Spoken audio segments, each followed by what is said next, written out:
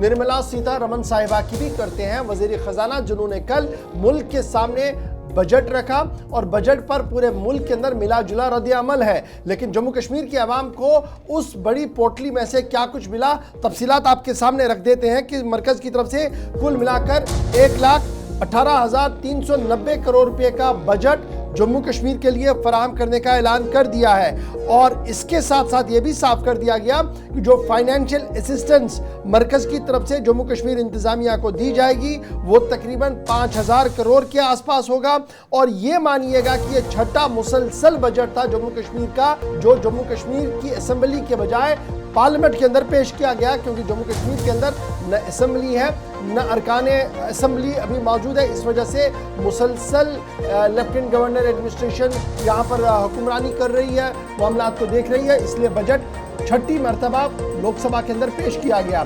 कल जब ये मामला पेश किया गया तो ये भी साफ किया गया कि पावर प्रोजेक्टों के लिए फराख दिलाना इमदाद का ऐलान भी किया गया है। ताहम सोना, चांदी, मोबाइल इंपोर्ट के कुछ पुर्जे, कैंसर के ड्रग्स को सस्ता करने का ऐलान भी किया है। ये पहला मौका नहीं है जब मरकजी हुकूमत की तरफ से बड़े मुराद देने का ऐलान किया गया और ये कहा गया कुछ रियासतों के लिए खुसूसी मुराद भी दिए गए हैं। लेकिन कुल मिलाकर जब आप जम्मू कश्मीर के जाविये से देखेंगे तो जम्मू कश्मीर को 1,18,390 करोड़ रुपए का बजट दिया गया, जो ज़रा के माजी के बजटों के मुकाबले में थोड़ा सा मजीद बेहतर भी है। फाइनेंशियल असिस्टेंस और दीगर मामलात को लेकर भी कल बात हुई है। इस बजट के अंदर 279 करोड़ रुपीस जो है वो grant for contribution towards JK disaster response fund के लिए दिया गया है, क्योंकि यूटी डिजास्टर रिस्पॉन्स फंड के अंदर इस पैसे की अशद ज़रूरत थी, क्योंकि नागहानी आफात और दीगर मामलात को लेकर यहाँ पर ये कई दिनों से कहा जा रहा था कि पैसा होना चाहिए। इस बीच ये भी कहा जा रहा है कि जो बेसिक थ्रस्ट है वो टूरिज़्म है, एग्रीकल्चर है, इंफ्रास्ट्रक्चर है और उसके साथ साथ वो तमाम प्रोजेक्ट्स हैं जो पिछले माजी में अभी लिंगरिंग चल रहे थे, इनको लेकर फराग दिलाना इमदाद का ऐलान मरकजी हुकूमत की तरफ से किया गया है।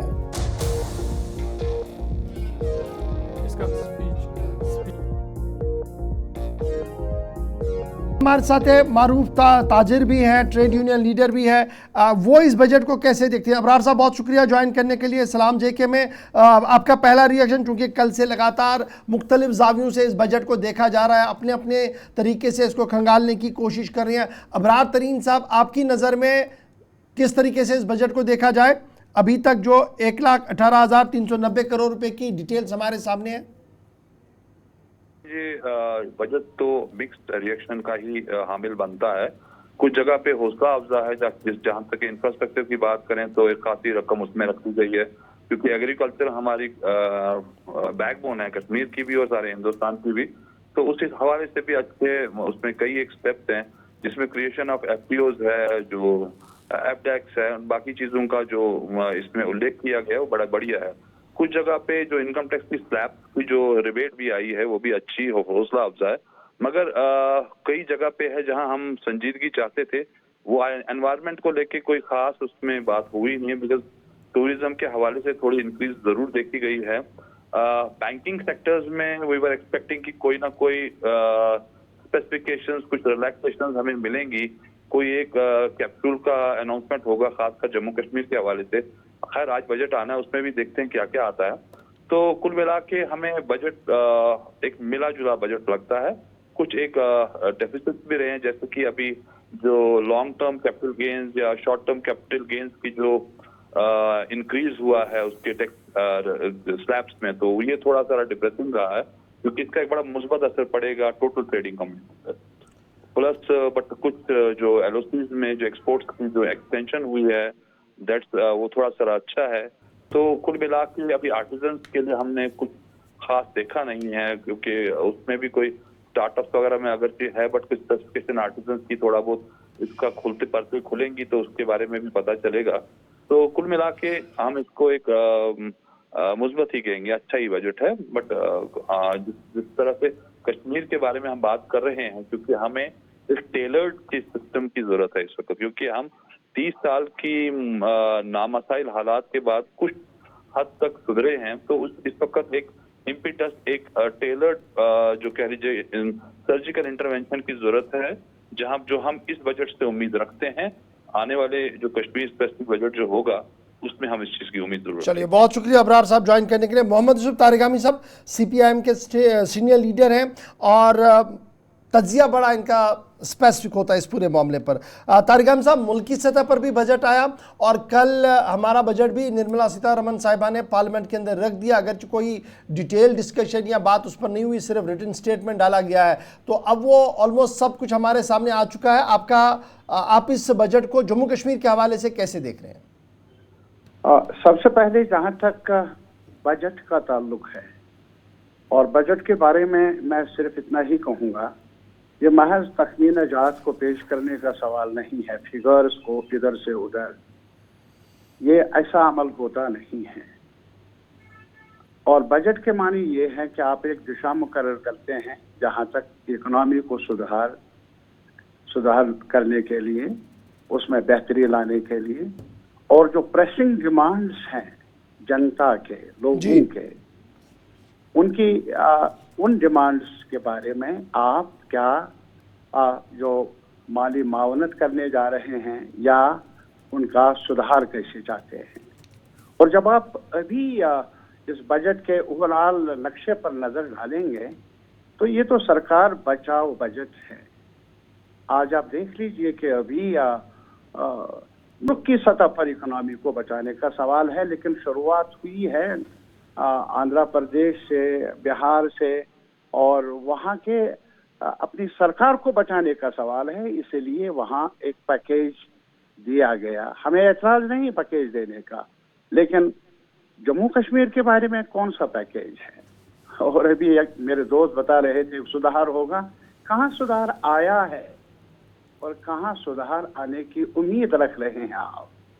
मुझे ये बताइए। सबसे पहले सरकार के पास, मरकजी सरकार के पास जिम्मेदारी है 2018 से जम्मू कश्मीर की, और तब से लेकर आज तक एम्प्लॉयमेंट जनरेशन में क्या सुधार आया, और जहां तक खेती का सवाल है जिस पर निर्भर है, जिस पर इन्हिसार है आबादी के बड़े हिस्से का, उनकी मांगों के बारे में क्या किया गया, क्या हुआ। और इसके अलावा जो शहरों में रहने वाले कामगार लोग हैं, छोटे बिजनेस वाले लोग हैं, जम्मू का शहर हो, श्रीनगर का शहर हो या टाउन्स हो, मुझे ये बताइए वहाँ की आबादी के बारे में राहत क्या है। ये दरअसल एक गुजारिश में ये कर लूँगा कि आज की सरकार पहले की ही तरह नासमझ नहीं है। समझदारी ये है कि जो बड़े लोग हैं, खरबपति लोग हैं, जिनको कॉरपोरेट कहते हैं, बिलियनर्स कहा जाता है या ट्रिलियनर कहिए, वो तो ऊपर पहुंच रहे हैं और उनके लिए दरवाजे खुले हैं हर सतह पर मुआवनत देने के लिए, मदद करने के लिए, जब तक। और इसके बरक्स जो आम लोग हैं, अब मुझे बताइए, इकोनॉमी का ये होना चाहिए कि डिमांड बढ़े, और डिमांड बढ़ने का मतलब ये है कि जो परचेजिंग कैपेसिटी है आम शहरी की, उसमें इजाफा हो, तब जाकर डिमांड बढ़ेगी, तब जाकर इन्वेस्टमेंट का भी कोई फायदा होगा। वो डिमांड, उनकी इन्वेस्टमेंट के लिए भी डिमांड बढ़ेगी। मुझे ये बताइए कि हाल देख लीजिए, आप गांवों की सतह पर जाइए, शहरों की सतह पर, इवन सैलरी जिसको टैक्स की कोई मामूली राहत मिली, लेकिन आज भी जम्मू कश्मीर में एक अच्छा खासा हिस्सा जो कैजुअल लेबर, जो कंट्रैक्चुअल लेबर, डेली वेजर, मुख्तलिफ स्कीमों को चलाने वाले लोग जो हैं, उनके लिए इस बजट में क्या है। और हमारे इंतजामिया ने यहाँ एक काम जरूर सीखा है, जहाँ तक बड़ा बदलाव आया, वो ये है कि अगर कहीं दो नवाले खाने वाला है और आज भी आपके पास सुर्खी है कि 4 मुलाजिमों को निकाला, 4 ही क्यों, आप देख लीजिए कि मुख्तलिफ महकमा जात में जो काम करने वाले कई उर्से से कैजुअल लेबर्स हैं, उनको निकाला गया। ये मेरे कहने का ये मतलब है, एम्प्लॉयमेंट जनरेशन की बजाय आप जो भी कहीं डेली वेजर है, लेबर है, उसको कस रहे हैं। और अगर आप मुलाजिम हैं कहीं मुलाजिम को भी कहीं एक बहाना कभी दूसरा बहाना परेशान करने पर तुले हुए हैं। अभी इन्वेस्टमेंट के बारे में इन्होंने कहा था, बहुत कहा था। जम्मू में कितनी इन्वेस्टमेंट हो गई पिछले 5 साल में, 6 साल में? कश्मीर में कौन सी इन्वेस्टमेंट हो गई? मुझे बताइए। एक इन्वेस्टमेंट जरूर हुई है, तानाशाही में इन्वेस्टमेंट हुई है, मनमानी में इन्वेस्टमेंट हुई है, पकड़ दकड़ में इन्वेस्टमेंट हुई है, लेकिन इन्वेस्टमेंट रोजगार के वसाइल। कुल मिलाकर क्या मैं ये समझूं तारिक आमिर साहब कि आप जिन अल्फाज का इस्तेमाल कर रहे हैं, आप कह रहे हैं कि ये मायूस कुन है जी, जम्मू कश्मीर के जाविये से आपको कुछ दिख नहीं रहा है इसमें? नहीं, मायूस कुन ही नहीं, बहुत मायूस कुन है। और मैं ये गुजारिश कर लूंगा कि ऐसे फिगर्स को इधर उधर करने का नाम बजट होता नहीं है जी। एक स्टूडेंट इकोनॉमिक्स का होते हुए मेरे ख्याल में उन्हें समझ, और बल्कि आम शहरी को समझ में आ जाएगा कि मेरे लिए क्या है। मसलन अभी यहाँ किसान देख लीजिए, वो एमएसपी की लीगल गारंटी मांगते हैं, और कितने 100 लोगों ने कुर्बानियां भी दी है, एजुटेशन भी लड़ी है, जिक्र है। स्वामीनाथन कमीशन ने रिपोर्ट में अपनी सिफारिश दर्ज की, उसका जिक्र है। यहाँ सेब की काश्त है हमारे कश्मीर में, जिस पर अब निर्भर है। अरे बैरूनी ममालिक से सेब धड़ाधड़ आ रहा है हमारी मंडियों में, उस पर रुकावट नहीं। और यहाँ के सेब, हिमाचल के सेब, उत्तराखंड के सेब को प्रमोट करने के लिए जो मार्केट की फैसिलिटीज चाहिए वो नहीं। आप बड़े बड़े साहूकारों को, बड़े बड़े जो बिलियनर्स हैं, उनके कर्जजात माफ करने में कोई झिझक नहीं है आपको। वन टाइम हमने मांग की थी यार, केसीसी लोन, जो ज़राअत के मुतालिक जो लोन लिए हैं किसानों ने, चाहे जम्मू का किसान, यहाँ का किसान, यार उसमें कमी ला, उसको माफ कर लो, एक बार कर लो माफ, ताकि उसकी कमर सीधी हो जाए। वो भी 2 वक्त की रोटी कमाने के का मजाज हो गया। ऐसा किया नहीं जाता। बहुत शुक्रिया तारिक साहब, चूंकि वक्त की कमी है मेरे पास, मैंने आपको रोकना पड़ेगा। बहुत बहुत शुक्रिया।